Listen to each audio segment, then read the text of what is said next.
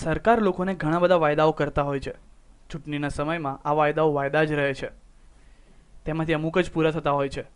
દરેક લોકોને ઘરનું ઘર મળે તે માટે સરકાર નવી સ્કીમો લાવતી રહે છે અને લોકો પોતાના આશયાના બનાવવાના સપનામાં પોતાની જમાપૂંજી પણ ગુમાવતા હોવાના ઘણા કિસ્સાઓ ભૂતકાળમાં જોવા મળ્યા છે. આવું જ કંઈક બન્યું છે અમદાવાદની ગુજરાત હાઉસિંગ બોર્ડની સ્કીમમાં પણ. હાઉસિંગ બોર્ડની સ્કીમમાં પણ ઘણા લોકોએ ઘર મેળવવા માટે પૈસા ભર્યા હતા, જેનો ડ્રો રવિવારે કરવામાં આવ્યો હતો, જેમાં ગેરરીતિ થઈ હોવાની ચર્ચા ઉઠવા પામી હતી. સુધાબેન બીજા લોકોના ઘરકામ કરીને પોતાનું ઘણું ગુજરાન ચલાવે છે. ગુજરાત હાઉસિંગ બોર્ડની ઘરની સ્કીમ સુધાબેનને 50,000 રૂપિયા વ્યાજે લાવીને ઘર મેળવવા માટે ફોર્મ ભર્યું હતું. મેં ફોર્મ મહિન્દ્રા કોટક ઓફિસમાંથી લીધું, સેન્ટ્રલ બેંક ઓફ ઇન્ડિયામાંથી ડીડી કરાયું અને પાડોશીથી જ્યાં રસોઈ કામ કરું છું ત્યાંથી ઉછીના લાઈન વ્યાજે મેં પૈસા ભર્યું છે. હવે પૈસા એ લોકો 4 મહિના રાખ્યા, વ્યાજ અમે આજની તારીખમાં ભરી રહ્યા છીએ અને નામ લગ્યું નહીં. અમારા ભાડાની મકાનમાં રહીએ છીએ અને લોકોથી પૈસા લઈને ભર્યા છીએ. વ્યાજ અમે 1,000.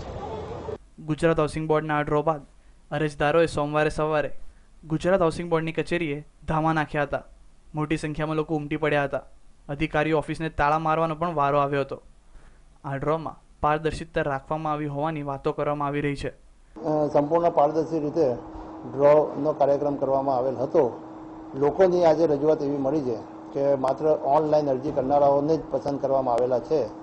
જે ફિઝિકલ એપ્લિકેશન મળી છે એમના નામ નથી, પરંતુ ડ્રો જોતા ફિઝિકલ એપ્લિકેશનવાળા પણ એમાં દેખાય છે. એટલે એમની રજૂઆત છે જે બાબતે વિચારણા કરવામાં આવશે.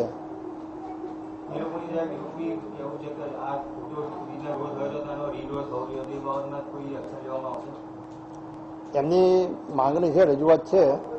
હવે એ રજૂઆતને અમે યોગ્ય કક્ષાએ નિર્ણય માટે મૂકીશું. જે નિર્ણય આવે તે આપણને બધાને. આ સ્કીમના ડ્રોમાં થયેલી ગેરરીતિ અને પારદર્શિતા વચ્ચે લોકો પોતાના ઘરના સ્વપ્નને પૂરા કરવા માટે પોતાનું સર્વસ્વ ગુમાવતા હોય છે. ત્યારે ગુજરાત હાઉસિંગ બોર્ડની આ સ્કીમમાં થયેલો ડ્રો ફરી કરવા માટે લોકમાંગ ઉઠી છે. કેમેરામેન રોનક ગોસ્વામી સાથે મેર દુધરેજિયા, ન્યૂઝ ઓનલાઈન, અમદાવાદ.